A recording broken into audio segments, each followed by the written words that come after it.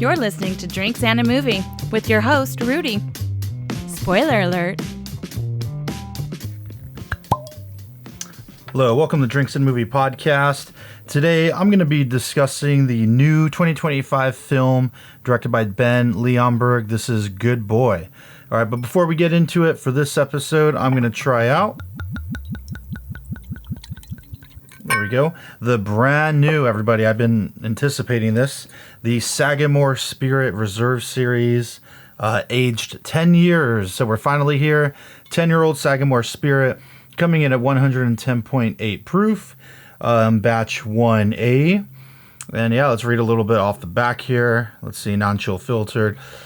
Careful maturation and thoughtful blending are on display in this 10-year-old straight rye whiskey. After aging our rye in new charred American white oak barrels for at least 10 years, we created this blend that boasts aromas of peach crumble, roasted nuts, and molasses cookie.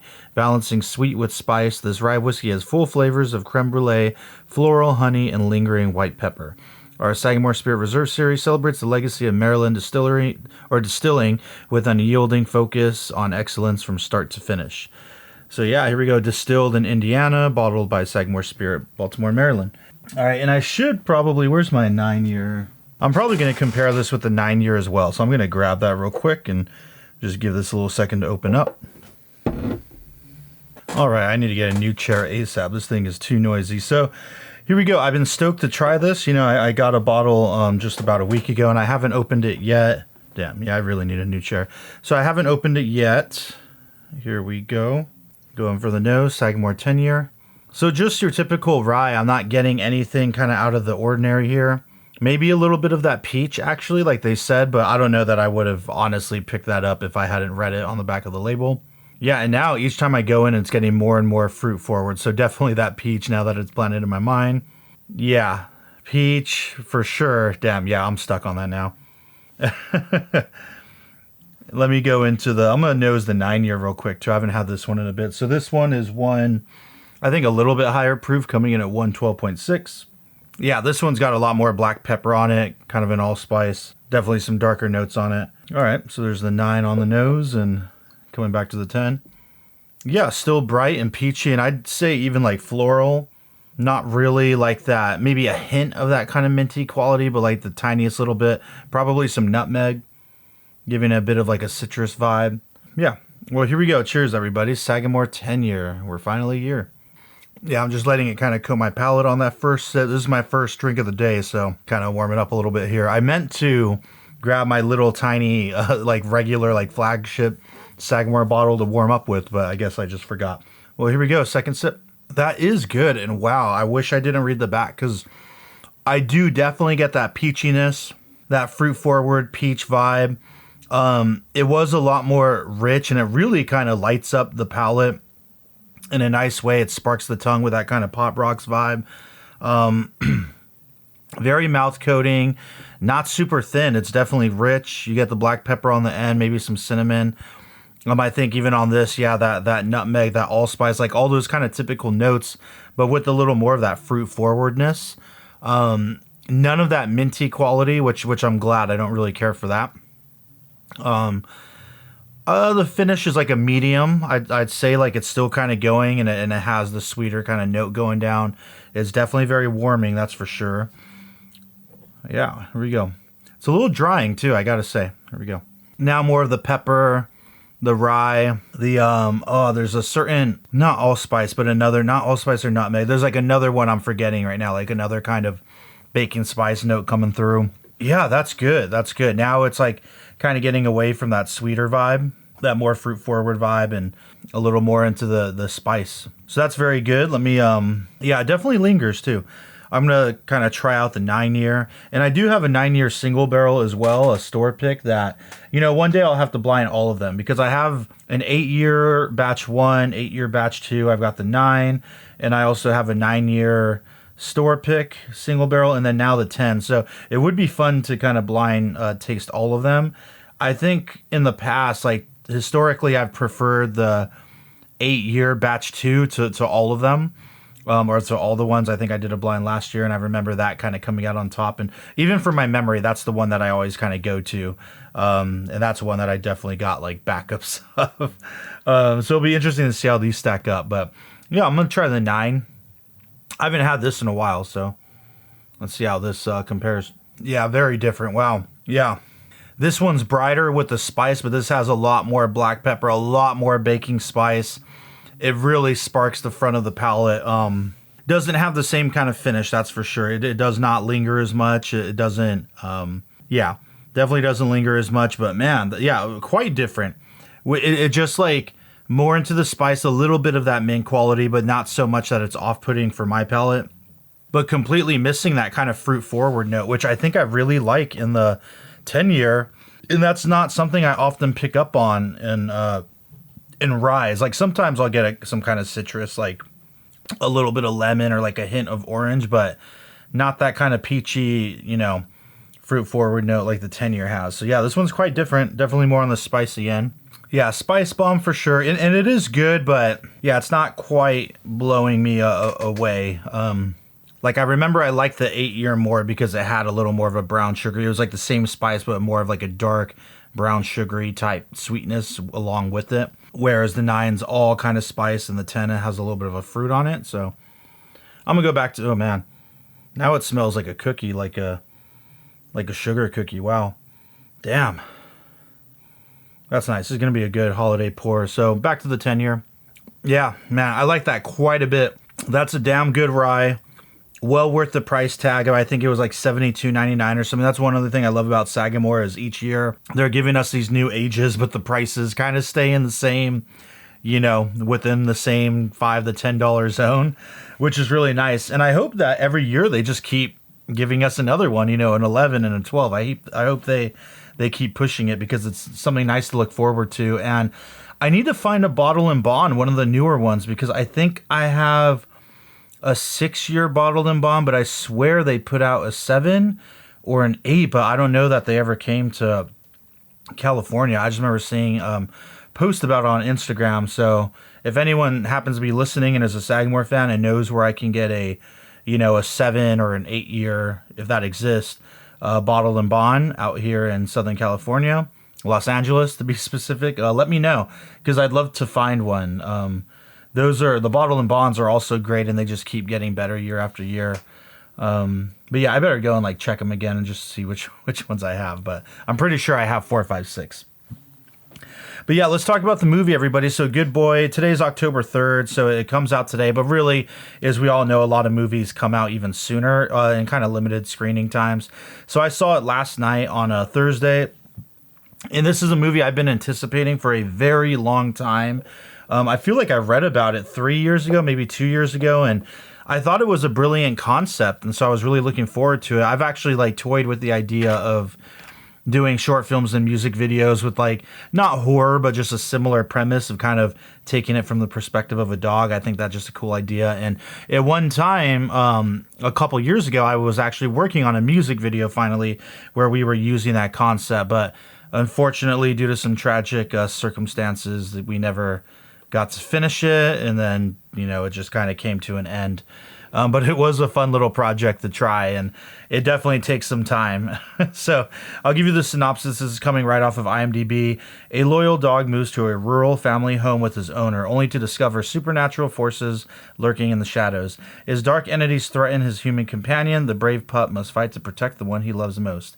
Now, I know there's a spoiler warning at the front of the episode, but right now I'm going to do a quick review, non-spoiler, then I'll let you know when I'm going to start spoiling it. So I gotta say right off the bat, I've really enjoyed this movie. I was thinking about it all night. It's coming in at 1 hour and 12 minutes, which I think is perfect because, yeah, it's just a nice, tight horror movie, and it is a bit of a slow burn. And one thing I like that I think is interesting is that, again, it's very much all from the animal's perspective, and they make it a point to, like, never really show the face of the humans. of which there's only a few. So not a lot of dialogue. It really plays out more like a silent film, like very little dialogue, very little speaking roles. But when they are, interacting with people, you never really see their faces, or they'll be kind of blurred out in the background or in the distance or covered somehow. So I really like that as well, that it further kind of puts us into, the perspective of Indy, which is this dog. So, and again, this we start with this pretty rough, dark opening scene that really sets the tone. And I love the cinematography in this movie. They handle shooting for darkness and everything just so well. And the compositions, I think, are great and brilliant. The way they frame the dog, the way they follow him along, when they choose to go kind of, I'm going to call it Steadicam or handheld and kind of track with him. And when they don't, you get a lot of static shots, but also a lot of static shots that will kind of do that slow zoom in, a lot of zooms in and out, very subtle. And I think that compositionally, it's incredibly well done, in that they're very smart, and they're in this big farmhouse, and we follow the dog go into these different rooms, and there's stuff packed up, because story-wise, it's like this guy's grandfather passed away, him and his dog and all that. And they already say oh, the house is haunted and it's weird, but the dude doesn't buy it. But clearly the dog is experiencing and seeing some shit. And it's very subtle, and it just kind of escalates as the movie goes on. And composition wise, cinematography, it's they're very smart in framing shots where there's just a lot of details and a lot of stuff in the background, and just stuff, right? A lot of set dressing.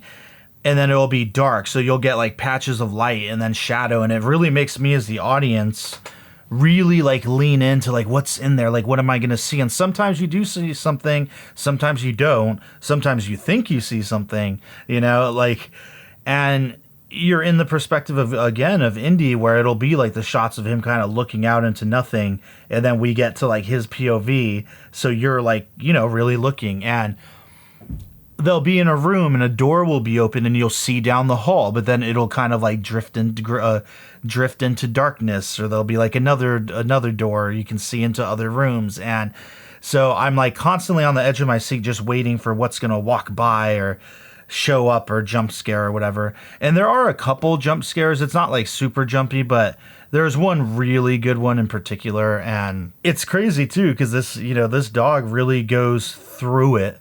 You know what I mean? In terms of just the crisis of what the hell's going on? What's here? There's weird shadows appearing, hands coming out of the ground and all kinds of stuff. Very well done. Dealing with his owner who's sick and coughing. I guess the idea is he has, cancer, I'm assuming. So he's kind of on his way out. And, obviously the dog's not aware of this, but just the owner gets kind of weird from time to time. And there are some heartfelt moments and some sad moments, and I thought it was done very well, where they give us just enough of the relationship between the owner and Indy, but I don't know, they don't beat you over the head with it. So much of it really is Indy kind of by himself in the house, or exploring different rooms, or exploring this basement and stuff like that. And the performance of the dog was pretty incredible. I assumed it was a really well-trained kind of actor dog, but it wasn't at all. It was just the guy that directed it. It's his dog, Indy, and he's not particularly, he's trained to some degree. He's got to be, right? He's very well behaved, but it's not he knows he's in a movie and is specifically, trained to do this kind of stuff. And I learned that it took them 400 shoot days over, I think, 3 years to get this movie done, which is wild. I had no idea. And it was him and the director and his wife, kind of doing it. And it's their, family home, I guess, that they shot everything in. So it's his home, his environment, and, his dog. And they would shoot just for an hour at a time, to take it easy and not push it too hard. And numerous takes on something as simple as getting him to look a direction and then walk that direction. And yeah. And so I thought that was pretty amazing. And I will say, if you do see it, which I think you should, I highly recommend it. Everybody should check it out. Stay for the credits, because the credits, or after the credits, there's a message from the director, and they show some behind the scenes, and he explains how they made it, which was a cool surprise. I wasn't expecting that. And I really love that they added that at the end of the movie. So watch the credits, stick around. The credits aren't super long. Don't worry. There wasn't that many people involved in the making of the movie. and it's worth it to kind of listen to like the making of and the see behind the scenes footage of how they got it done. It's all pretty cool. And yeah, so this movie really delivers on scares. It's genuinely creepy at times, most of the time. Again, it's a slow burn, a lot of darkness, and really great sound design. Forces you to kind of look in, and I really love that, to deliver a good chilling movie without a lot of dialogue, and to again put you in the perspective of a character that like he can't speak to anybody, he can't really say what he's feeling, he just has to like deal with it. And yeah, the dog does an incredible job, and it is funny because it got me thinking too, and I was thinking about this as the movie was happening, and of course the director also speaks about this in that behind the scenes footage. But the fact that, the dog looks so emotive and emotional and this and that, but it is me also being a filmmaker, I can't help but look at it kind of technically, and it makes me think as the movie's happening, like, wow, it's pretty amazing how, given the right circumstances and sound and music, sound design and shot composition and all these things kind of blend together to make you feel a certain way, and how you project your feelings onto the character. Right? Because at the end of the day, the dog isn't emoting any more or extra than a dog normally would necessarily. It's just what we project onto him. Like really his face looks the same for most of the movie. There was only one shot where I'm like, oh, he does like look genuinely scared when he's all like wide-eyed under the bed and stuff. But ultimately, like, it's just us, putting our fears onto it. And maybe I won't spoil this, actually, and I'll just kind of start wrapping it up here. But I thought the ending was really good. Again, like, pretty heartfelt. I like where it was going. And then they kind of fake you out a little bit, and then you kind of keep going. And I just love the last shot. Again, I won't say anything about it, but I thought it was a brilliant... Again, like the pacing and timing and kind of letting you hang there with it in a decision-making process for a certain character, I thought was really well done. And yeah, I mean, I was looking forward to this movie for a long time. Like I mentioned, it did not disappoint. I was a little worried at first. I was like, I hope I didn't just blow it up in my mind too much, but it didn't disappoint. I think it's really well done. Everybody should go check it out. I mean, it's a good little horror movie. Again, it's nice and tight. It only 72 minutes. So again, slow burn, but it's, and I think that's just right. It definitely didn't need to be any longer. And yeah, so I hope everyone sees it, and I hope we get more kind of cool, interesting movies like this, especially in the horror genre. So yeah, anyway, everybody, thanks for listening, and cheers. Thank you for listening to the Drinks and a Movie podcast. You can now find us on Instagram at Drinks and a Movie Pod, where we'll be posting photos from all the various films that we discuss. You can also email us at drinksandamoviepod@gmail.com. Please rate, review, and subscribe, and thank you for listening.